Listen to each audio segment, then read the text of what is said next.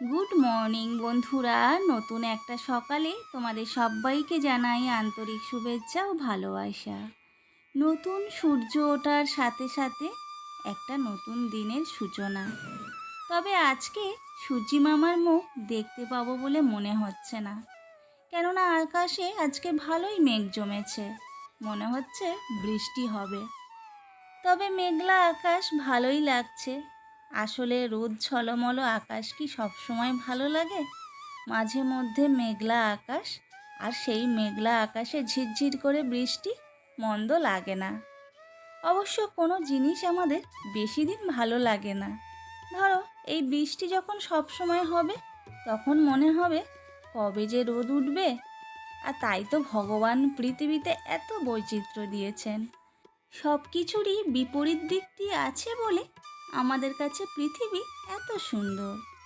দিন রাত আছে বলেই তো রাতে প্রহর গুনি, কখন রাত হয়ে সূর্য উঠবে, নতুন দিন দেখতে পাবো। ঠিক তেমনি একইভাবে কান্না আছে বলেই না হাসিটা এত সুন্দর, দুঃখ আছে বলেই না সুখটাকে আমরা বুঝতে পারি। তো এই রকমভাবেই পৃথিবীটা আমাদের কাছে এত সুন্দর। ওই যে রবীন্দ্রনাথের কথায়, মরিতে চাহি না আমি সুন্দর ভুবনে, মানবের মাঝে আমি বাঁচিবারে চাই। কত সুন্দর কথাটা, তাই না? তো বন্ধুরা, তোমাদের সঙ্গে কথা বলতে বলতে আমার ঘরের অনেক কাজ করে ফেললাম। দুটো ঘরের বেডগুলো ঠিক করে গুছিয়ে দিলাম। এরপরে ড্রেসিং টেবিলটা একটু গুছিয়ে নিতে এসেছি। আসলে মাঝে মধ্যে শর্টস ভিডিওগুলো দিই তো, আর তখন এটা ওটা করে এখানে সেখানে একটু আগোছালোভাবে থেকে যায় কখনো কখনো। তো সেইগুলোকে একটু ভালো করে গুছিয়ে নিলাম। আর হ্যাঁ, আমার কিন্তু সকালে রান্নাবান্না সমস্ত কমপ্লিট হয়ে গেছে। তোমাদের দাদাভাই তো অফিসে লাঞ্চের জন্য খাবার নিয়ে গেছে। তো জানো তো, কদিন ধরে বাজারে যাওয়া হচ্ছে না, আর সেই জন্য মাছ রান্না করা হচ্ছে না। একটুও ঘরে মাছ নেই। একদিন সোয়াবিন হলো, তারপরে একদিন পটল আলু তরকারি করলাম, একদিন ডিমের তরকারি করলাম। তো আর ভালো লাগছে না। বলো তো, বাঙালির পাতে যদি রোজ এক টুকরো মাছ না পড়ে, তাহলে কি আর আমাদের ভালো লাগে? বাঙালি বলে তো মনেই হয় না। তো আজকের কিন্তু বিকেলে বা সন্ধ্যার দিকে বাজারে যেতেই হবে। আজকের মাছ আনবই, ঝড় হোক বৃষ্টি হোক। আর জানো তো, তোমাদের দাদাভাইও বলছিল যে আর এগুলো খেতে ভালো লাগছে না, আজকে সন্ধ্যাবেলা অফিস থেকে এসে দুজনেই বাজারে যাব।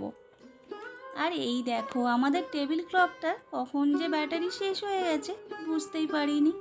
7টা হয়ে আছে, মনে হয় সকালের দিকেই ঘড়িটা বন্ধ হয়ে গেছে। তো বাজার থেকে একটা ব্যাটারিও নিয়ে আসতে হবে। তো দেখো, আমার ঘরটা পুরো ক্লিন হয়ে গেছে। তো কেমন দেখতে লাগছে তোমাদের একবার দেখিয়ে দিই। আর ঘরটা কেমন লাগছে তোমরাও একটু কমেন্ট করে জানিও। তোমরা কমেন্ট করলে আমার বেশ ভালো লাগে। তো এরপরে চলে এলাম বেসিনটা ক্লিন করে নিতে। আর দেখতে পাচ্ছ বেসিনের চারধারে কাঁচটাও কেমন ঘোলা হয়ে গেছে জল লেগে লেগে। তো চলো বেসিনটা আগে ক্লিন করে নিই।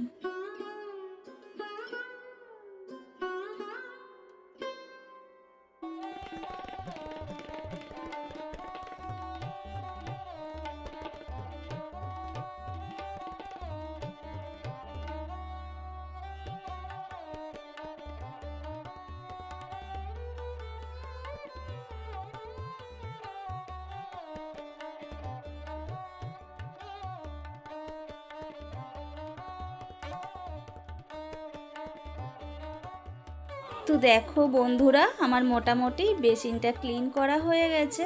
আর উপরের কাঁচটা না, মোছাটা একটু দেখলাম ঘোলা হয়ে আছে। তো মোটামুটি প্রায় ক্লিন করে নিয়েছি। তো পুরো বেসিনটা তোমাদের একবার দেখিয়ে দিলাম। তো দেখো, আর দূর থেকে আমাদের বেসিনটা কেমন দেখতে লাগে সেটাও তোমাদের একটু দেখিয়ে দিই। এই দেখো, দূর থেকে আমাদের বেসিনটা এই রকম দেখতে লাগে। আর এদিকে কিন্তু ঝিরঝির করে বৃষ্টি পড়া শুরু হয়েছে। তো চলো তোমাদের দেখাই। তো দেখো এই যে ঝিরঝির করে বৃষ্টি পড়ছে, এত ঝিরঝির করে বৃষ্টি পড়ছে যে ক্যামেরায় ঠিকঠাক করে বৃষ্টিটা বোঝাই যাচ্ছে না। আর এই দেখো মাটিটা ভিজে গেছে। তো দেখো ছাদে চলে এসেছি, আর কতটা জল হয়েছে দেখতে পাচ্ছ ছাদে। আর এই ঝিরঝির করা বৃষ্টি দেখে ছোটবেলার কবিতা মনে পড়ে গেল। আমরা তখন ক্লাস 7-এ পড়েছি, ইলশে গুড়ি ইলশে গুড়ি ইলিশ মাছের ডিম। আর আমি মাদের কাছেও শুনেছি যে এইরকম ঝিরঝির করে বৃষ্টি পড়লে নাকি ইলিশ মাছ খুব ভালো পাওয়া যায়। তো যাই হোক, ইলিশ মাছ যখন পাওয়া যাবে এখন আমাদের প্রকৃতিটা দেখো কত সুন্দর সেজে উঠেছে। বৃষ্টির জল পেয়ে গাছগুলোকে কি সুন্দর দেখতে লাগছে। আর এদিকে আমার ছেলে ছাতা নিয়ে বৃষ্টিতে একটু ভেজার তাল করছে, বলছে মা আমার কিন্তু ভিডিও করবে না। আর এই দেখো সন্ধ্যাবেলা বাজারে চলে এসেছি। ওই যে বলছিলাম আজকের বাজারে আসবই, যত ঝড় হোক জল হোক, কেননা আজকের মাছ না খেলে আর চলছে না। আর সেজন্যই হয়তো বলে যে মাছে ভাতে বাঙালি। তো এইদিকে দেখো তোমাদের দাদাভাই একটু আলু নিয়ে নিচ্ছে, মাছের সঙ্গে সঙ্গে কিছু সবজিও নেব। তো আগে সবজি বাজারটা করে নিচ্ছি, তারপরে মাছের বাজারে যাব। তো এই দেখো আলু নেওয়া হয়ে গেছে, এরপরে সবজিগুলো দেখছি যে কি কি সবজি নেওয়া যায়।